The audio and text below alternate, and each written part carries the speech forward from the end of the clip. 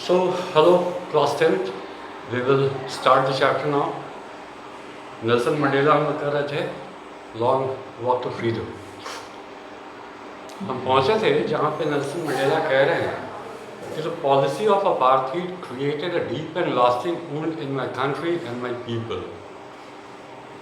ये अपार्थाइड का जो सिस्टम था इसने मेरे देश को और मेरे लोगों को बहुत गहरे घाव दिए। And all of us will spend many years, if not generations, recovering from those profound hurt. और ये जो profound यानी गंभीर, profound का मतलब होता है तेज, जैसे profound का मतलब ये काफ़ी गहरा, ज़्यादा इंटेंसिटी बताता है। तो जो ज़ख्म थे उनकी इंटेंसिटी बहुत ज़्यादा थी और उससे उभरने के लिए अगर जनरेशन्स नहीं, नस्लें ना गुजर जाएं तो कम से कम साल तो बहुत गुजरेंगे, इतनी जल्दी तो ये नहीं जाएगा। But the decades of operation and brutality had another unintended effect. लेकिन ये जो ब्रुटैलिटी थी, ये जो अत्याचार था, इसका एक दूसरा भी पहलू था। ठीक है, वो अनइंटेंडेड था, जानबूझ करके तो नहीं किया गया था, क्योंकि यहाँ जो आगे आप पढ़ेंगे ये कुछ ऐसे इमिनेंट पर्सनैलिटीज़ की बात होगी जो बहुत बड़े लोग हुए साउथ अफ्रीका के इतिहास में। तो जाहिर सी बात है ये उनको पैदा करने के लिए तो नहीं किया गया था, लेकिन ये भी उसका एक इफेक्ट था कि कुछ महान लोग साउथ अफ्रीका की धरती पर पैदा हुए, अपने देश के लोगों के लिए खड़े हुए। उनका जिक्र अभी आने वाला है, आप देखिए।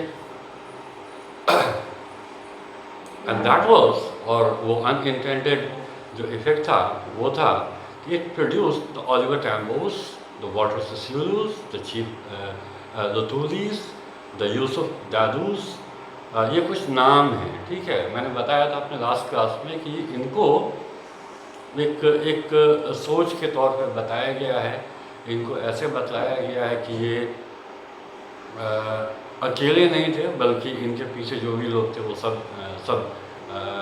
इन्हीं के जैसे थे। जब हम कहते हैं ना कि गांधी के पीछे जितने लोग खड़े थे उनमें थोड़ा थोड़ा गांधी था, तो जितने भी लोग खड़े थे, मतलब आप किसी एक को कैसे क्रेडिट दे सकते हैं। केवल जो आज़ादी की लड़ाई हुई, it was not only Mahatma Gandhi who fought for us, they were innumerable जो उनके पीछे खड़े थे, जिन्होंने उनके साथ जो अत्याचार है उसको सहा, जिन्होंने मार खाई, जेल गए, जिन्होंने जान दी, वो सब भी थे। हम केवल ये कह दें कि गांधी जी ने आज़ादी दे दी तो ये बाकियों के साथ तो बहुत बुरा हो जाएगा और गांधी जी को भी अच्छा नहीं लगेगा। तो हम ऐसा कहते हैं कि हज़ारों गांधी थे जो लड़ रहे थे, गांधी के पीछे खड़ा हर इंसान गांधी था, ठीक है। तो वही यहाँ पे है कि बहुत सारे ओलिवर टैम्बो पैदा हुए, बहुत सारे वाटर सेस्यूलू पैदा हुए। इसके लिए उसको प्लूरल्स में एस लगा करके यूज़ किया हुआ है। Man of such extraordinary courage, wisdom and generosity that their like may never be known again.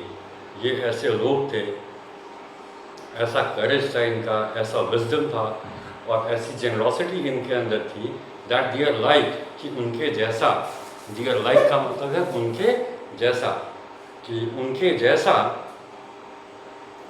May never be known again, शायद फिर कभी देखने के लिए, जानने के लिए हमें नहीं मिलेगा। Perhaps, और वो शायद इसलिए कि perhaps it requires such depths of oppression to create such heights of character, क्योंकि उनको पैदा होने के लिए फिर से अपार्थाइड को आना पड़ेगा। जब जो सिचुएशंस हैं ऐसे एडवर्स हो जाया करते हैं, तभी ऐसी पर्सनालिटीज़ सामने आती हैं। महात्मा गांधी हमें कब मिले? जब भारत गुलाम था, वही रीज़न था कि हमें महात्मा गांधी मिले। अगर गुलामी का वो नौबत होता ही नहीं तो महात्मा गांधी भी नहीं होते। तो इसलिए नेल्सन मंडेला कह रहे हैं कि ये जो लोग थे, ओलिवर टैम्बोस एंड ऑल, तो ये हमें इसलिए मिले क्योंकि साउथ अफ्रीका पे एक संकट था और अब वो संकट दोबारा आने वाला नहीं है। That is the reason we are not going to see people of such courage and generosity and wisdom. जब ऐसे कंडीशंस नहीं होंगे तो अब ऐसी पर्सनैलिटीज़ भी नहीं आएंगी।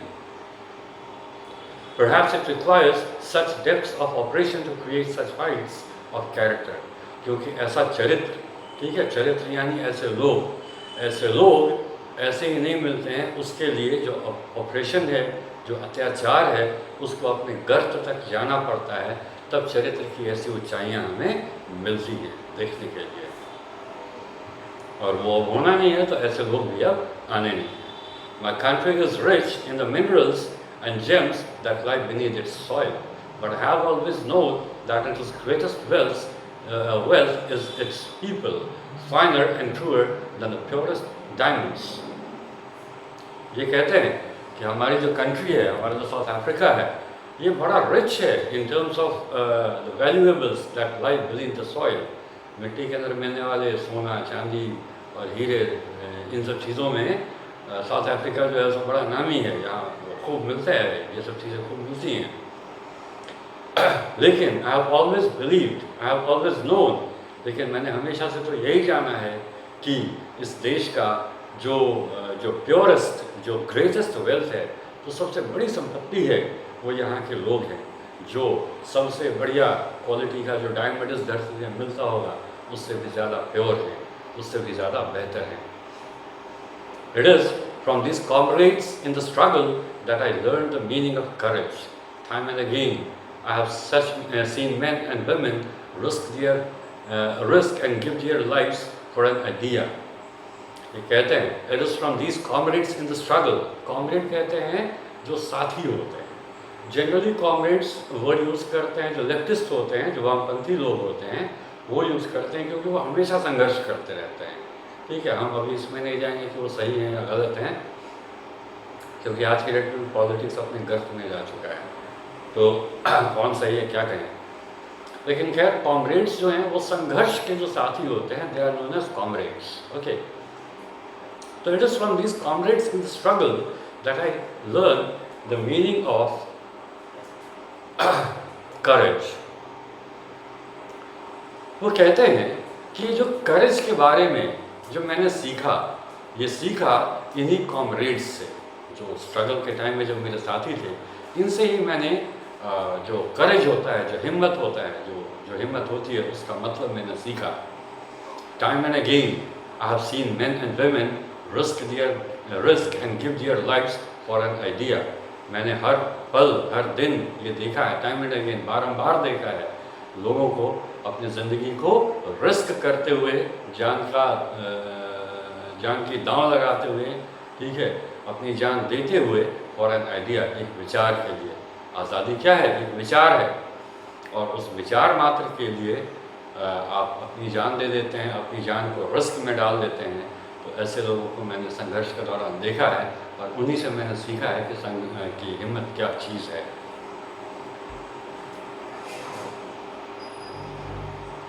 I have seen men stand up to attacks and torture without breaking, showing a strength and resilience that defies the imagination.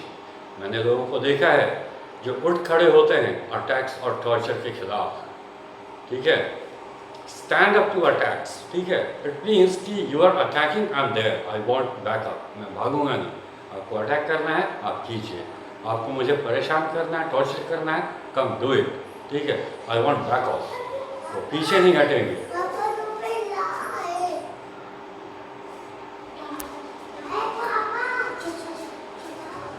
Okay, I am sorry.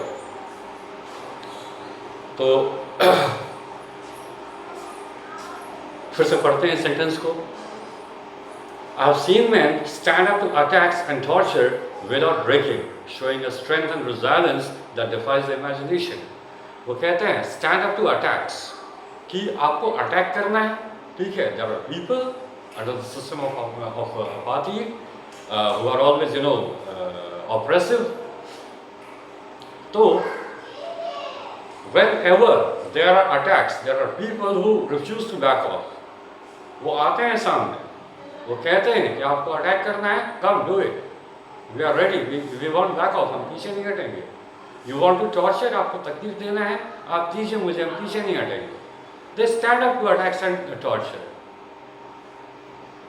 Without breaking, और टूटते नहीं हैं वो, कि आपका दिल भर जाना चाहिए, आज कितनी तकलीफ आप दे सकते हैं, दे ही लीजिए।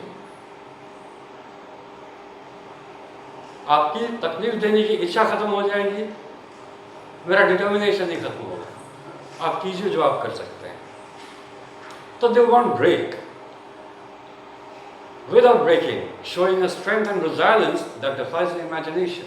वो टूटते नहीं हैं, showing a strength, और ऐसी शक्ति दिखाते हैं, ऐसा strength दिखाते हैं, और ऐसा resilience दिखाते हैं. Resilience means the determination, okay, determination with which we fight.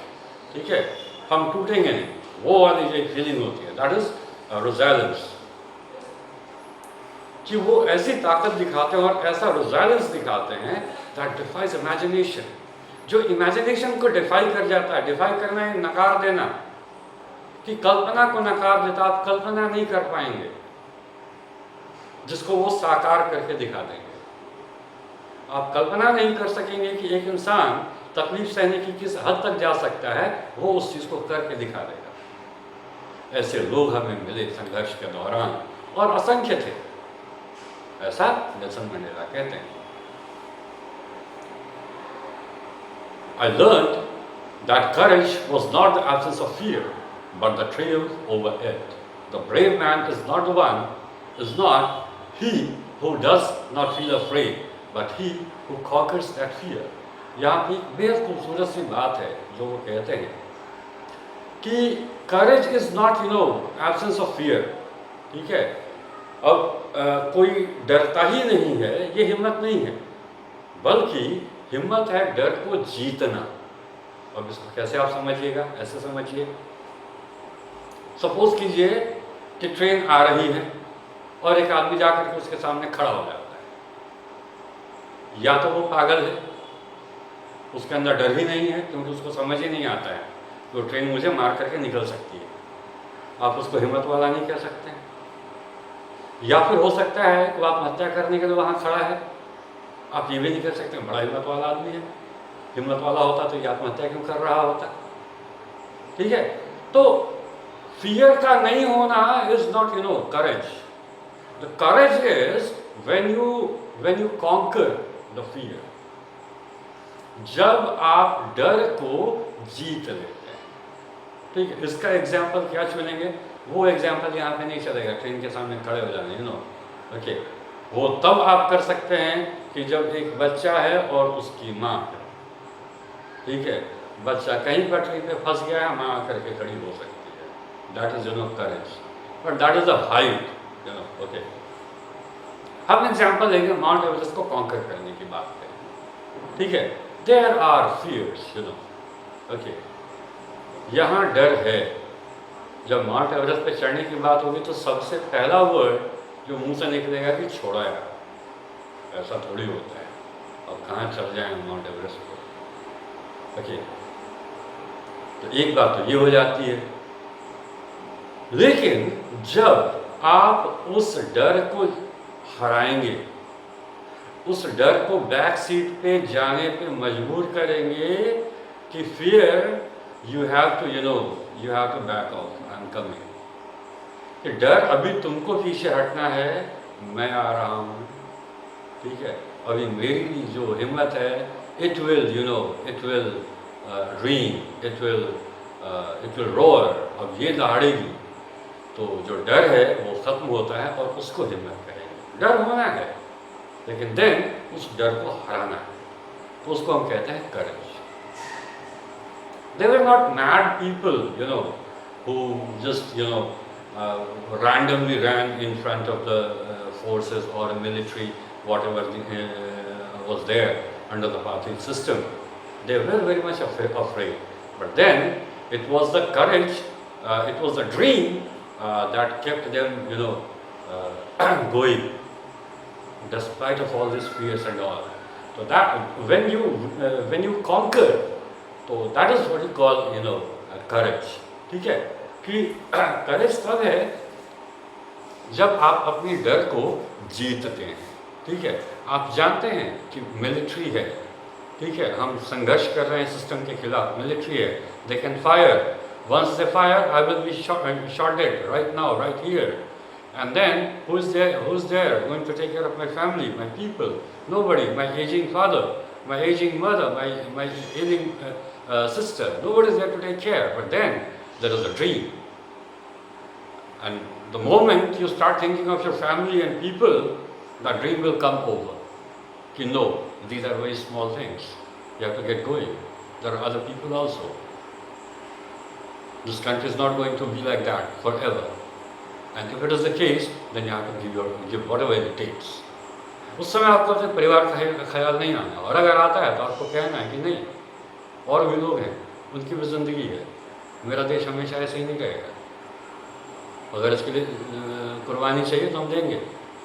हर कोई तो मर ही रहा है, कुछ मेरे लोग मरेंगे तो क्या हो जाएगा। ओके, तो ये लोग होते हैं। तो ये होता है कि डर को उन्होंने जीत लिया। आगे बढ़ते हैं। No one is born hating another person because of the color of his skin or his background or his religion. People must learn to hate, and if they can learn to hate, they can be taught to love.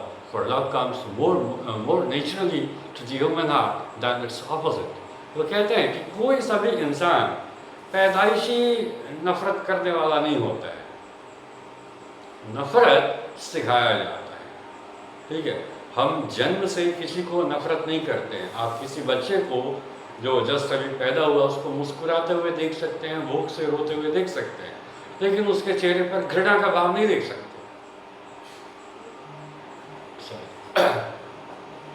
एक बच्चा जिसकी उम्र 1 महीने है या 2 महीने है, ठीक है, अगर आपने अपने आस पड़ोस में देखा होगा, अपने घर में देखा होगा, तो आप देखेंगे कि वो हंसेगा या फिर रोएगा, ठीक है, खिलखिलाएगा।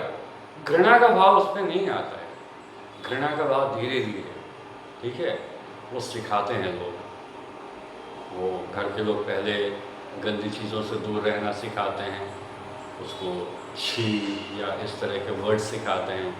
फिर धीरे धीरे जो लोग थोड़े गंदे मैले कुचैले कचरा मिलने वाले होते हैं, उनके बारे में सिखाते हैं कि वो गंदे लोग हैं, ठीक है, गंदे लोग हैं, दैट मीन्स कि उनसे घृणा करो, ठीक है। तो धीरे धीरे ये चीज़ें लोगों के अंदर सिखाई जाती हैं। Otherwise it's not there naturally in our heart, we don't hate anyone naturally. Okay, तो जब हमारा जन्म होता है उस समय कोई कैसा दिखता है, किसी के स्किन का कैसा कलर है, इसके ऊपर हम किसी को नफरत नहीं कर रहे होते हैं। ये धीरे धीरे हमारे अंदर डाला जाता है। ये वो कहते हैं कि no one is born hating another because of the colour of the skin और हिज बैकग्राउंड और हिज रिलीजन। धर्म को लेकर के, किसी के स्किन के कलर को लेकर के या उसके बैकग्राउंड को लेकर के हम सब किसी से नफरत करते हुए पैदा नहीं होते हैं। People must learn to hate. लोगों को नफरत करना सीखना पड़ता है, सीखना होता है, अदरवाइज वो नहीं कर पाएंगे। And if they can learn to hate, और अगर वो नफरत करना सीख सकते हैं तो प्यार करना भी तो सीख सकते हैं। फॉर, क्योंकि, यहाँ फॉर का मतलब क्योंकि love comes more naturally to the human heart than its opposite. क्योंकि जो प्रेम है वो मानव हृदय में ज़्यादा नेचुरली, ज़्यादा आसानी से आ जाता है as compare to its opposite, यानी घृणा। ठीक है, घृणा के कंपैरिजन में प्रेम इंसान के हृदय में ज़्यादा आसानी से आ जाता है, ज़्यादा प्राकृतिक रूप से आ जाता है, कुछ करने की ज़रूरत नहीं पड़ती है। ओके, आगे बढ़ते हैं। Even in the grimmest time in prison, when my comrades and I were pushed to our limits, I would see a glimmer of humanity in one of the guards. वो कहते हैं कि जब ग्रिमेस्ट टाइम चल रहा होता था प्रिजन में, ग्रिम का मतलब होता है कठोर, प्रिजन में कैसे काम चलेगा, कैसा टाइम चलेगा, आप अंदाज़ा भी लगा सकते हैं। तो ग्रिमेस्ट, ग्रिम, ग्रिमर, ग्रिमेस्ट, तो जो सबसे कठोरतम समय चल रहा होता था प्रिजन में, when my comrades and I were pushed to our limits, जब यातना सहने की हमारी शक्ति, यहाँ उसी की बात हो रही है कि जब मेरे कॉमरेड्स, मेरे साथियों को और मुझे यातनाओं को सहने की जो हमारी शक्ति है उसके लिमिट तक, उसकी सीमा तक लेके जाया जाता था, हमें पुश किया जाता था, यातना को अपनी सीमा तक ले जाते, अपने चरम तक ले जाया जाता था। I would see a glimmer of humanity in one of the guards. तो उस पल भी मैं देखता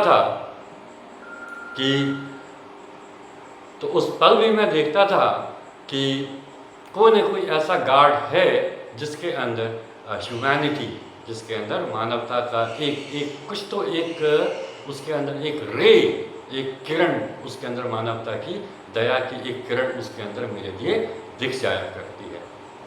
Perhaps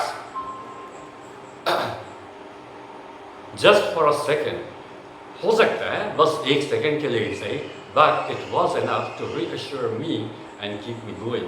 लेकिन मेरे लिए उतना ही काफ़ी था कि जहाँ उनकी यानी कि जो वाइट्स हैं, उनका बनाया हुआ जेल है, उनके रखे हुए गार्ड्स हैं, वो हमें यातनाएं दे रहे हैं और इतनी यातना दे रहे हैं कि सहने की हद तक हमें ले जा चुके हैं, और उस पल भी मतलब हम दर्द से कराह रहे हैं। बहुत अजीब व गरीब किस्म की यातनाएं दी जाती हैं लोगों को, ठीक है। उनको मतलब हम जो नॉर्मली जानते हैं उतना तो ज़्यादा हमें नहीं मालूम होता है, बट जैसे कान के पर्दे फाड़े जाना, वो जो तार होता है, जो साइकिल का स्पोक हुआ ना, उससे कान के पर्दे फाड़ना, ठीक है, ये नाखूनों को उखाड़ डालना, और जो बर्फ़ के जिसको हम कहते हैं उस पर लिटाना, फिर कभी गर्म जगह में डालना, लंबे लंबे समय तक खड़े रखना बांध करके, सोने ना देना, ये बहुत दुखदाई होता है कि आप किसी को बैठने ही ना दो, सोने ही ना दो, खड़ा ही छोड़ दो, ठीक है। अब खड़ा छोड़ दिया, वो जैसे ही सोने के लिए अगर उसकी गर्दन झुकेगी तो कुछ उसको चुभेगा।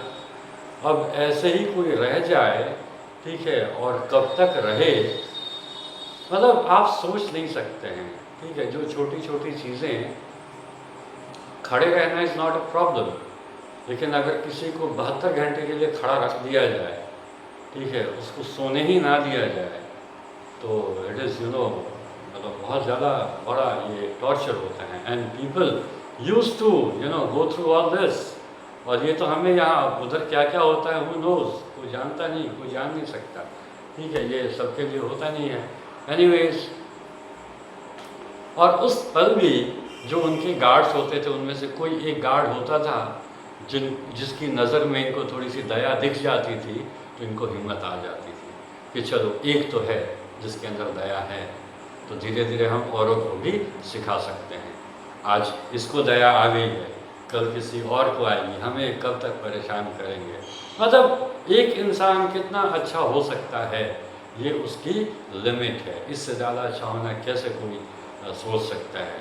जहाँ संघर्ष करते हुए आपका एक साथी है जो आपकी बीमारी में देखभाल कर रहा था, और सामने से एक आर्मी है, उन लोगों की आर्मी है जो आपको दबाना चाहते हैं, उनकी चलाई हुई गोली से वो इंसान मर गया जिसने आपकी देखभाल की थी जब आप बीमार थे, और फिर उसको तो समझिए जो हुआ सो हुआ, फिर आपको बंदी बना करके ले जाते हैं, उस तरह का टॉर्चर देते हैं। और फिर उन्हीं गोली चलाने वाले जो वर्दी वाले लोग थे, उन्हीं में से कोई एक है, उसकी नज़र में थोड़ी सी दया दिखती है और इंसान को फिर से उम्मीद जग जाती है कि नहीं, प्यार से इनको जीता जा सकता है। तो एक इंसान इससे अच्छा नहीं हो सकता है, जैसे कि ये लोग हुआ करते थे। एनीवेज, हम आगे बढ़ते हैं।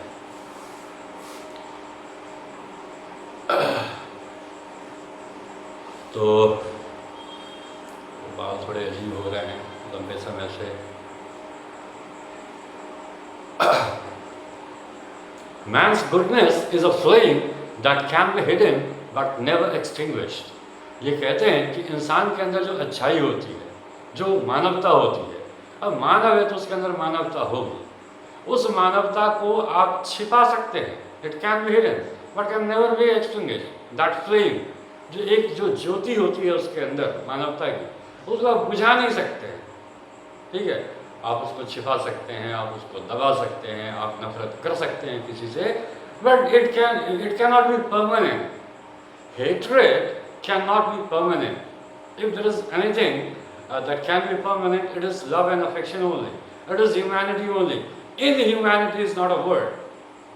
Somebody may be inhuman for some time, an act may be inhuman, but a human being cannot be inhuman. Inhumanity is not a word in literature, as far as I know. Something may be inhuman, but inhumanity is not a word. ठीक है, खैर, मानवता है, अमानवता होता है क्या? कोई काम अमानवीय हो सकता है, कोई इंसान अमानवीय हो सकता है, लेकिन अमानवता कोई शब्द नहीं है, क्योंकि परमानेंसी इसमें नहीं है।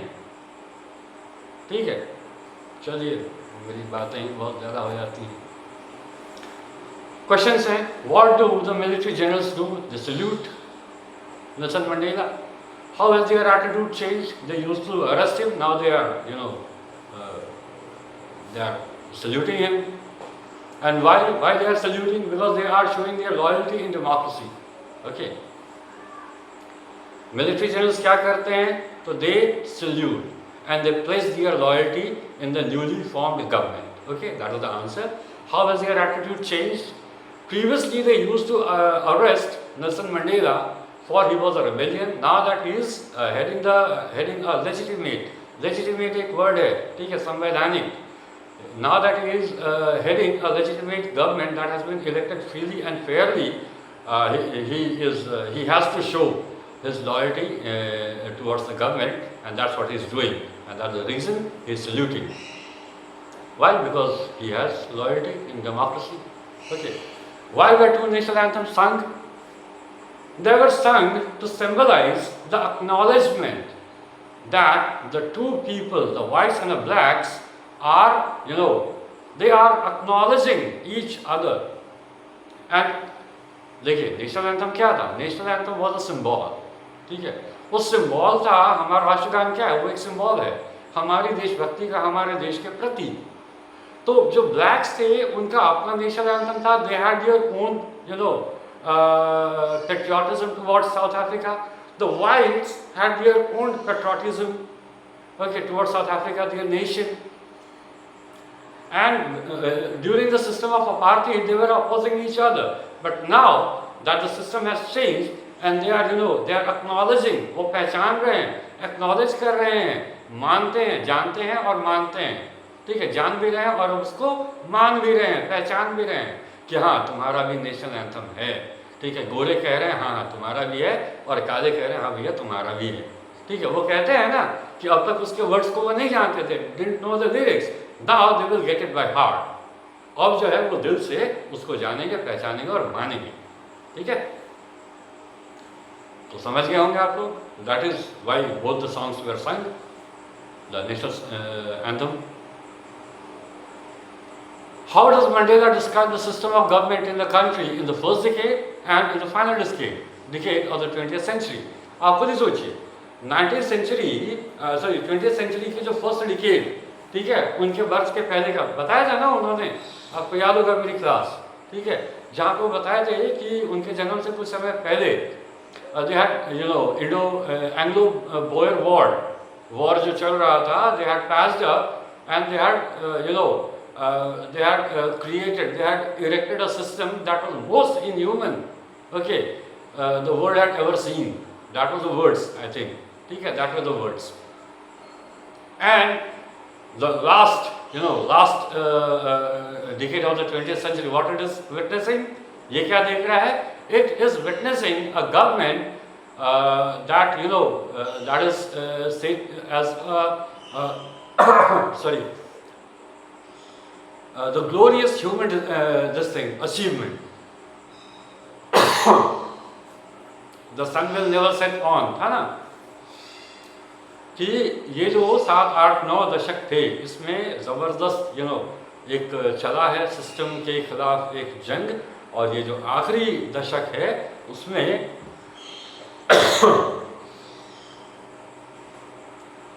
वो देख रहे हैं एक ऐसा गवर्नमेंट जो कि रेस और इन सब चीज़ों से बिल्कुल फ्री है.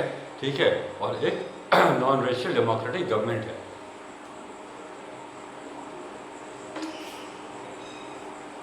What does courage mean to Mandela? बहुत बोलो है इस पर. ठीक है, आप आराम से लिख सकते हैं. यहाँ पे केवल आपको इतना लिखना है कि ये जैसा एब्सेंस ऑफ फियर नहीं, बल्कि ट्रियम्फ ओवर फियर है. और which does he think is natural to love और to hate? Obviously to love. ठीक है, लव करना ही ज़्यादा नेचुरल है, हेट करना it is not natural for human heart. Okay, तो आधे घंटे की ये क्लास थी. उम्मीद है अभी तक की बातें आप समझे होंगे. चलिए अब अगली क्लास में जाइए. Thank you.